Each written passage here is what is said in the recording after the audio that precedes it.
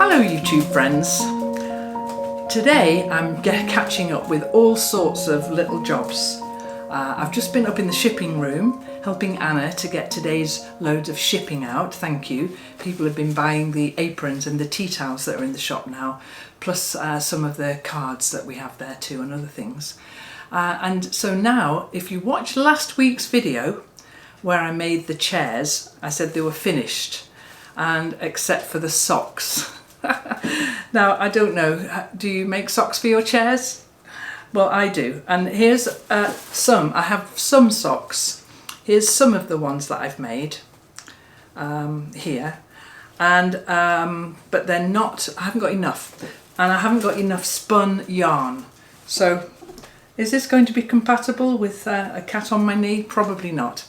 So what I'm going to do just now for a few minutes is spin a bit more yarn so that I've got enough to knit some more socks for these chairs. Now, I really enjoy spinning, and I haven't done any for ages and ages, and I got my spinning wheel out the other day and gave it a really good oiling, and got some yellow yarn spun and made myself a hot water bottle cover.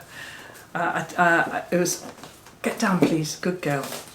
I made that over on Patreon, and that one is now, is this the one I'm using? No, this is another hot water bottle cover that I made. I like making hot water bottle covers. So just now I've just carded up some yarn. It's not, you know, it's no colour in particular, it's just lots of beautiful jolly colours, because it doesn't really matter what kind of yarn I spin for these socks, does it? So I got my spinning wheel out the other day, and that was the first time in a couple of years that I've done any spinning, and it definitely shows in how rusty I am. This is an important piece of kit, I mustn't lose that. It's just a piece of bent wire that I need. Now let's just see if everything's threaded up properly. It needs a bit more tightening. There we go. Just a minute, let's just see if this is working. Yeah, that's fine. So this is just ordinary wool, merino I think most of it, that I just had lying around, and I'm just going to sit and do a bit of spinning. It's going to be pretty lumpy.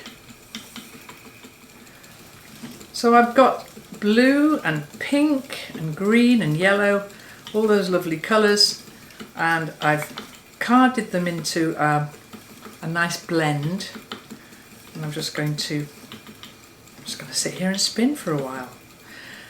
It's a very, very relaxing thing to do, really lovely, because you've got to concentrate a little bit. So you're in your hands and you're concentrating a bit, and I've lit the fire next to me here because it's quite a cold day today. It's been really beautiful lately, and the snowdrops are all out in the garden, and some days the bees are out buzzing around the snowdrops collecting pollen, but not today. It's a big rainy old day today, so I've lit the fire and I'm going to sit here and do a bit of spinning and have a chat with you guys.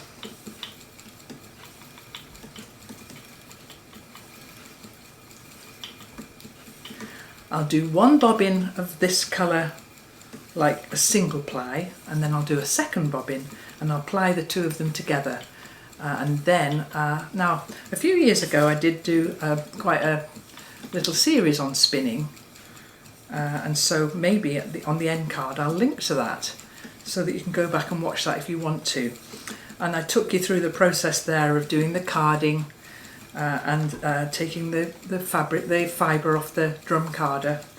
I did plying, and then how you have to wash it and get it ready for knitting or weaving or whatever you're going to do with it.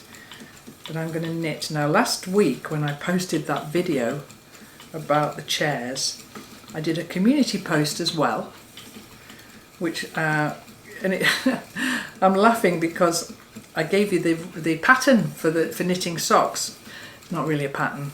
You can just definitely wing a pattern for chair socks. It's not really hard to do, but I do them on 4 needles, double pointed needles, quite thick ones because my yarn does work out to be quite thick, and you want them thick because then they're more protection for the floor. When I put the socks onto the chairs, I can't believe I'm talking about putting socks on chairs, but they not only do they look pretty, which is mostly why I do it, but they really do protect the floor, my wooden floors here, from scraping from the feet of the chairs. So they do have a function. And when I'm putting the socks on the chairs, I usually put a bit of just ordinary fibre in the bottom of the sock, sort of here. I just poke a bit of fibre right down in the bottom, and then when that goes onto the chair, it provides a nice pad there. They don't last forever. I mean, some of the early socks that I've knitted for these chairs, maybe a couple of years ago, are starting to get holes in them now. But then the next thing I can do, I guess, is darn socks for chairs. Oh dear me. What kind of a strange place have you landed in here today? All my lovely people on the lime green sofa. Maybe I should knit I should knit socks for the lime green sofa chair legs. That would be a lot of socks. It's just a very small part of my day I spend doing nonsensical things like this, and it makes me very, very happy.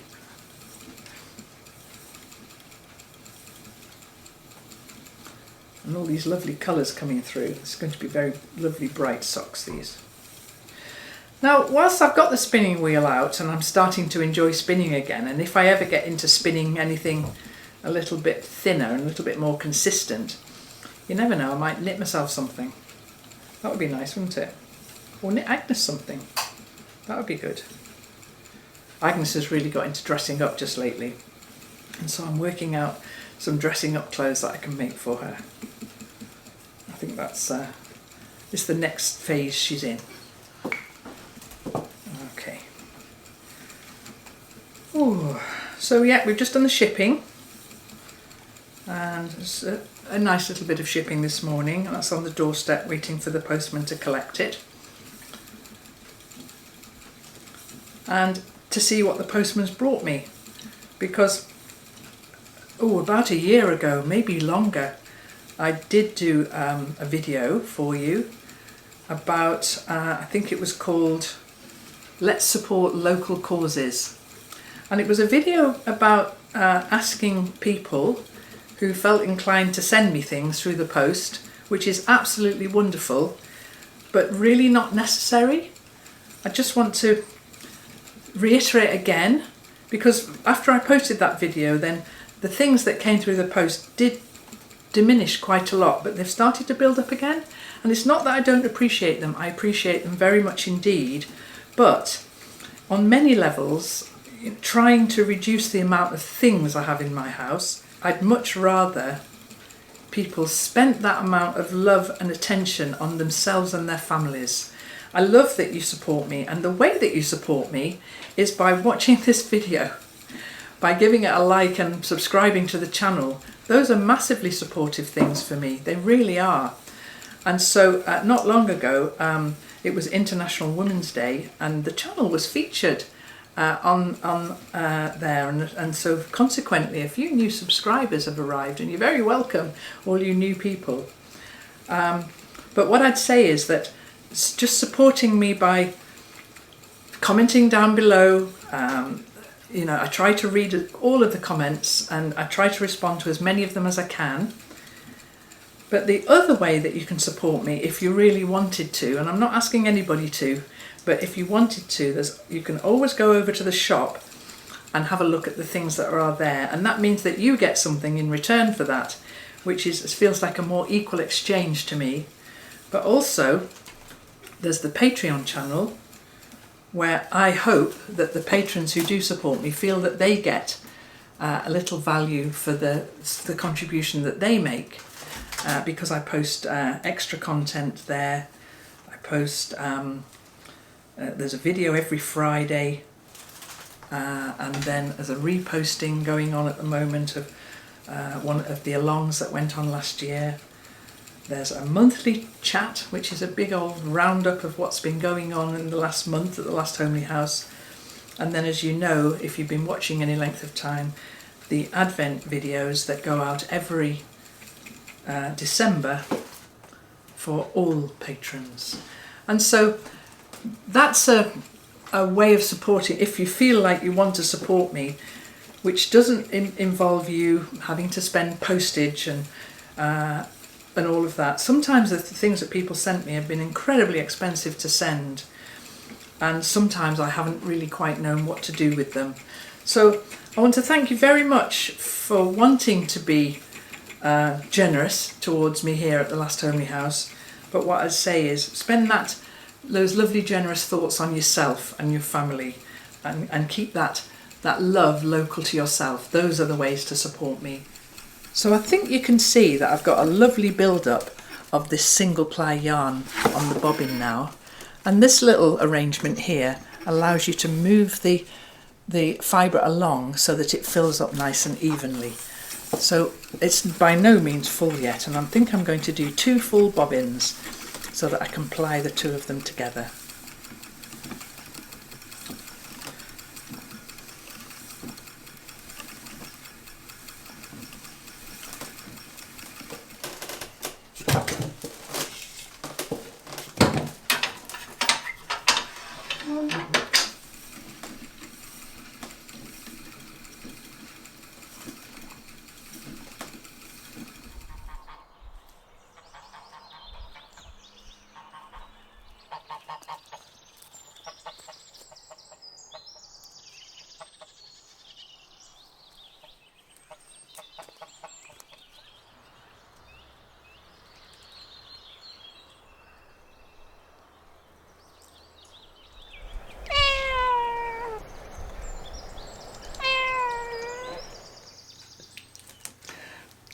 So I've spun 2 bobbins now of that amazing multicoloured wool, all different thicknesses. It's not great wool, I'm not making out this is good wool, and I've plied the 2 of them together and given them a good old plying and there they are now. And Anna is going to be that person that you need to hold her hands like this. What do I do? Well, first of all, I've got to cut the... So beautiful. Oh, thank you. I love these colour combinations. I know, I really do as well. I've got lots and lots of yarn, of fibre, that is really scrappy like this, all different colours, every colour under the sun. And so I think I'm just, there's way more than I need for chair socks here. And so I think I'm going to, so you need to hold your hands like that. And if you want to do this professionally, angle your hands ever so slightly outwards. But relax. Okay, can I do it in You can indeed, you can indeed. You can do whichever you decide to do, you can do. So now I'm going to just make this into this is a lovely activity. I love doing this. I used to do this for my mum when I was little. Yeah. I've never participated in Have you never done this? Is this your first time? Yeah. Oh, well, I'm pleased. It's such beautiful, colourful yarn, Anna. Yeah. What are you going to... You said you might make something else. I don't know. I'm really, really enjoying spinning again. Really enjoying it. Yeah. And I've got a lot of this fibre that's not for anything in particular. And so I might make as much of it as I can and then see how much I've got and make something for me. That's a really or good Agnes. idea. If I haven't got much, I'll make something for Agnes. Yeah, something for a dressing up box. Yeah, maybe. Or just for dressing. It could be for dressing or dressing up. Because she's really enjoying that, isn't she? Now you need to make sure that... Yes, she is. She's loving dressing up at the moment. She's just got into it. Yeah. In a big way, yeah. That's good. It is good. So she goes to nursery dressed in the most ridiculous things sometimes. Oh, it must be fun when kids start picking out their own outfits. Yeah, Martha was telling me yesterday that there was a story, perhaps at nursery or perhaps one of theirs, with an alien with underpants on his head. And so Agnes went to nursery with a pair of underpants on her head. Excellent. How did the nursery staff respond? I think they just take it in their stride. Yeah.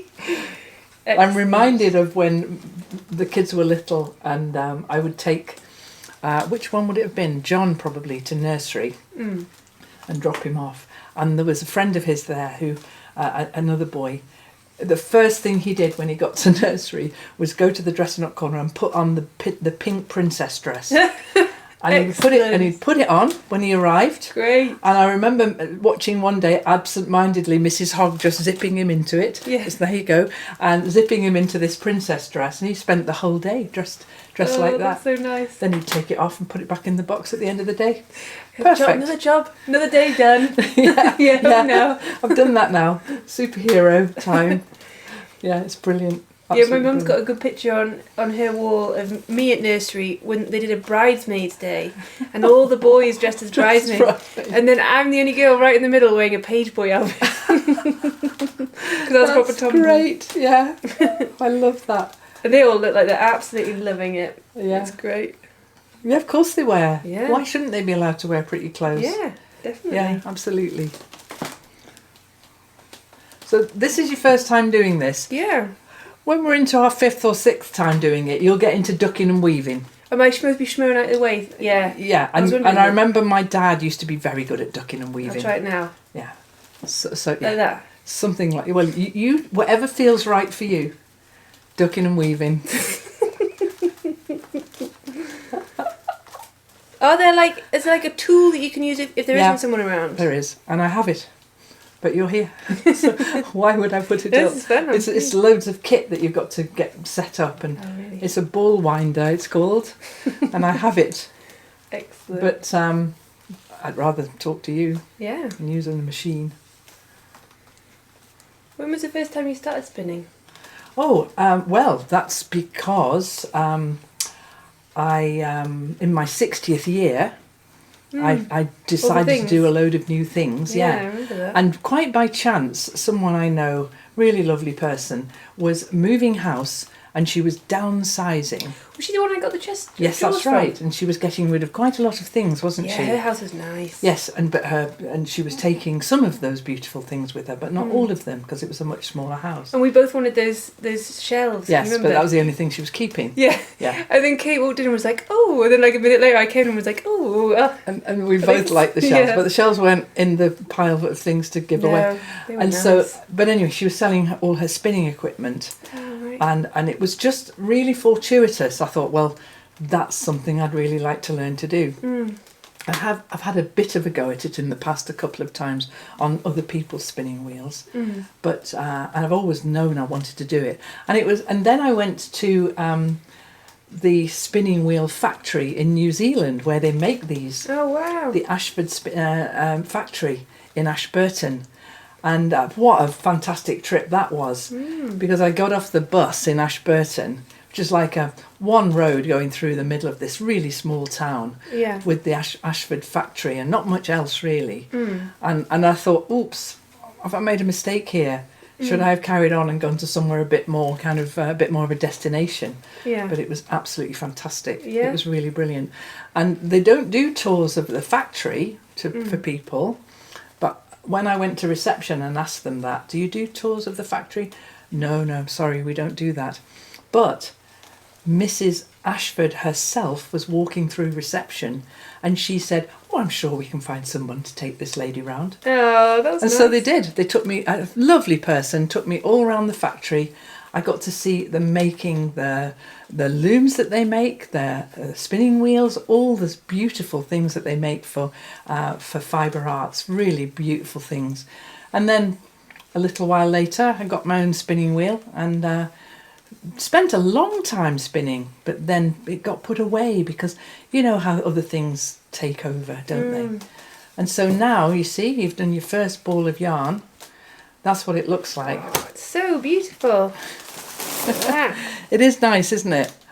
And I'm going to Lovely. I'm going to knit a little bit of it into socks, but Yeah. I've got way more than I need. And these are needles that I use. I've got these big double pointed wooden needles, and I think in the community post last time, I think I mentioned this, didn't I? I put the pattern, it's hardly a pattern, cast on 16, knit in the round, cast off when it's long enough. That's what I'm going to do now. Excellent. I love hearing language like that about something that you don't know how to do, because it's like... So this is all new. It's new. Yeah, I started learning to knit once, and I was really bad, and I gave it really quickly. Would you like to learn again? Maybe at some point. Okay, let's see what this turns into, and see if you like it a lot and you want to learn to spin and knit. Yeah, or maybe focus on quilting. Yes. And then let's do it one at a time. Yeah. Well, that's been great. Thanks so much for doing that. Here then is the hot water bottle cover I was talking about earlier. This yellow, very lumpy spinning that I did a little while ago, and this was something I did over on Patreon. So if you wanted to know a little bit more about Patreon, watch this.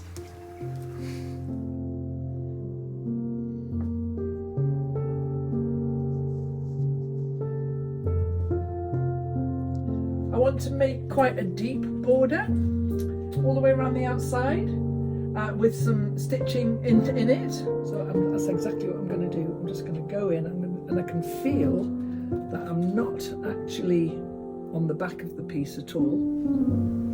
And it was very sunny, and it's beautiful to sit in the sunshine even though it was very, very cold. Now this one's really interesting. The blocks here are really small, 1900 to 1925, somewhere around there. So those individual log cabin blocks are really tiny, maybe 4 inches. Hello patrons, welcome to my February chat, my roundup of all the things that have been going on here at the Last Homey House. What Kate's gonna say, just cut it all off. I do say that. And I just love Hello patrons, this is the second time I've started trying to record this. The first time I had hiccups and they wouldn't go away and it made me laugh a lot.